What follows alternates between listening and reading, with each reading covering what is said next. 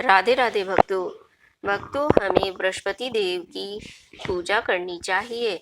अगर किसी का बृहस्पति कमजोर है या गुरु की कृपा कम है तो हमें बृहस्पति देव का ध्यान करना चाहिए और इस कथा का स्मरण करना चाहिए।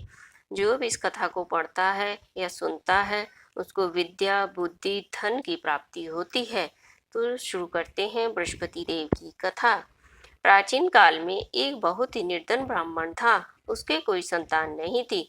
वह नित्य पूजा पाठ करता, परंतु उसकी स्त्री मलिनता के साथ रहती थी। वह न स्नान करती और न ही किसी देवता का पूजन करती।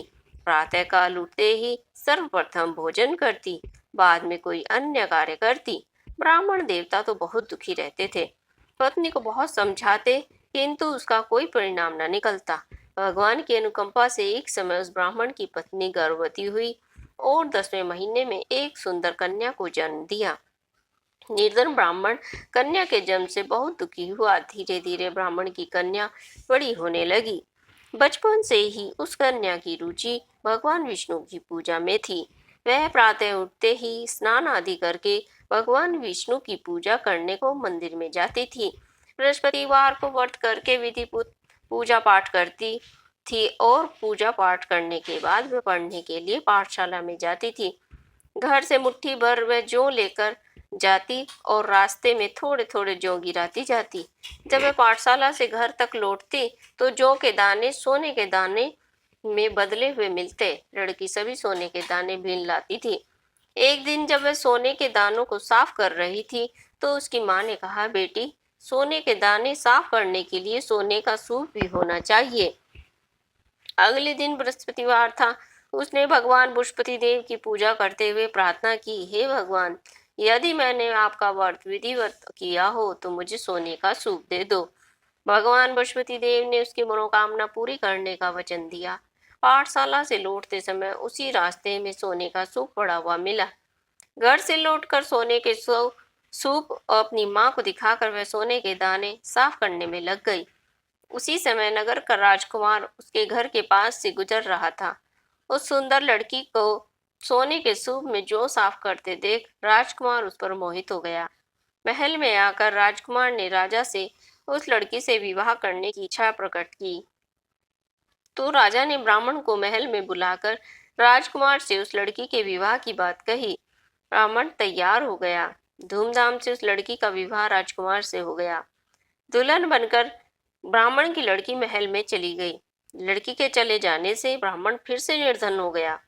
उसे कई कई दिन तक भोजन भी नहीं मिलता था, परंतु दुखी होकर ब्राह्मण एक दिन अपनी लड़की के पास गया और अपने पिता को से निर्धनता का समाचार सुनकर उसे बहुत सा धन देकर पिता को विदा कर दिया। उस धन से ब्राह्मण के कुछ दिन तो आराम से गुजर गए, लेकिन जल्दी ही फिर से भूखों मरने की हालत हो गई। ब्राह्मण अपनी लड़की से धन लेने के लिए फिर महल में पहुंचा। लड़की ने पिता की बुरी हालत देखकर कहा, पिताजी, आखिर कब तक मुझसे धन लेकर जीवन यापन करेंगे? आप कोई ऐसा उपाय क्यों नहीं करते जिससे आपका घर धन और संपत्ति से भर जाए? ब्राह्मण ने कहा, मैंने तेरी माँ को बहुत समझा लिया, पर उसकी समझ में कुछ नहीं आता। उसका फूहड़पन नष्ट हो तो घर की निर्धनता भी दूर हो जाए। तब कुछ सोचकर लड़की ने पिता से कहा, पिताजी, आप कुछ दिनों को के लिए मेरी माँ को मेरे पास छोड़ जाओ। तब कुछ सोचकर ब्राह्मण की पत्नी अपनी लड़की के पास उसकी माँ को छोड़ आया। लड़की ने अपनी माँ से कहा, माँ, तुम प्रातःकाल उठकर स्नान आदि करके बृहस्पति देव की पूजा अवश्य करना। पूजा करने से तुम्हारी निर्धनता अवश्य दूर हो जाएगी। लेकिन उसकी माँ ने उसकी कोई बात नहीं मानी। तब क्रोधित होकर लड़की ने अपनी माँ को एक कक्ष में बंद कर दिया और सूर्योदय के समय उठाकर जबरदस्ती उनसे स्नान कराया और फिर मंदिर में ले जाकर भगवान बृहस्पति देव की पूजा कराई। कुछ दिनों तक ऐसा करने से माँ की बुद्धि में परिवर्तन हुआ और वह स्वयं बृहस्पतिवार का व्रत रखने लग गई। उनके व्रत रखने से ब्राह्मण के घर में भगवान विष्णु की अनुकंपा से धन की वर्षा होने लगी। दोनों पति पत्नी धन संपत्ति पाकर आनंद पूर्वक जीवन यापन करने लगे और विष्णु धाम को चले गए।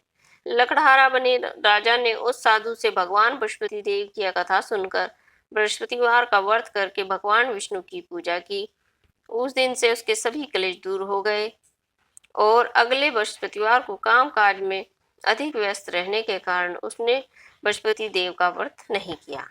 भगवान बृहस्पति देव लकड़हारे से क्रोधित हो गए और उसे भूल की सजा दी। बोलिए बृहस्पति देव भगवान की जय।